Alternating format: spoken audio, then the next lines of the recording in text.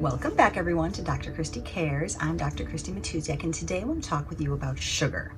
Everyone's favorite poison to consume on a regular basis, right?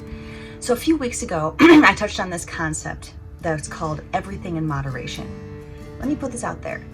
Everything in moderation doesn't really apply to certain things like poisons, like cyanide and arsenic. You wouldn't consume those things in moderation.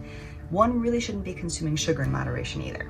If sugar were put on the market today for the very first time, according to Candace Pert, who's a brilliant PhD, she doesn't think it would get past the FDA, and I agree. Sugar is so toxic to our systems that it shouldn't even be legal.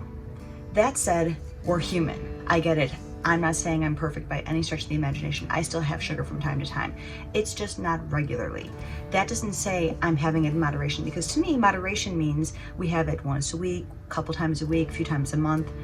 Sugar should be something that's purely saved for those very special occasions, a holiday, a birthday, something like that. So why is sugar so bad for us, okay? Sugar leads to more fat in your body, leads to fatty liver, it leads to diabetes, it leads to heart disease, increased blood pressure, inflammation, and too much inflammation in your body, as most of you probably know by now, ultimately leads to death. Between weight gain and cavities and other diseases and chronic illnesses that come from this level of inflammation, it's just not okay. So, and the problem is that sugar is in everything these days. So what are some of these things that we need to look for, okay? I want you to start looking at all your labels. Any processed food that we get likely has sugar in it. It comes in the form of agave nectar, it comes in the form of high fructose corn syrup or just regular corn syrup, it comes in the form of molasses or honey or maple syrup. Now, honey and maple syrup and even molasses, those come from a natural source, so they're not quite as toxic to your system, but it's still sugar, and if you have them in too much quantity, you'll still lead to the fatty liver disease, diabetes, heart disease, and so forth. Any compound that ends in OSE is a sugar.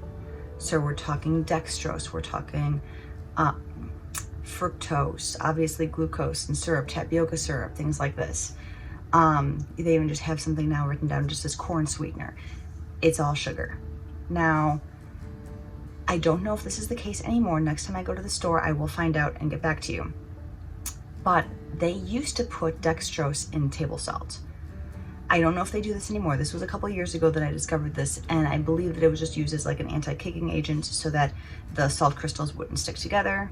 I don't know what the purpose of it was, but when you're starting to put sugar into salt in your normal food supply, there's something wrong with our food supply and our food industry.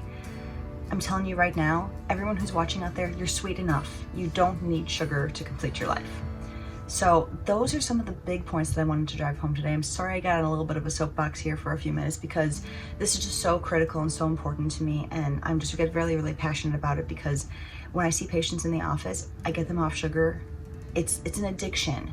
They've done studies that show that sugar lights up the same areas in your brain as heroin and cocaine. And any substance that requires you to like wean off of it, or if you have withdrawal symptoms, if you go without it for a couple days, that's an addiction and that's a drug, and it needs to be looked at and treated like that. So that's what I wanted to get across today. If you did like this content, if you have any questions, please comment below, share with your friends and family, and hit the subscribe button. And next week, I'm actually going to come to you after I've gone shopping for the week and give you a little tour of my kitchen, and just kind of describe what grocery shopping looks like to me and how you can eat a little bit healthier just by reading labels, and I'll show you some of the tricks that I use. So again, until next time, Dr. Christy Matusiak here with Dr. Christy Cares, wishing you a fantastic day and a healthy, sugar-free life.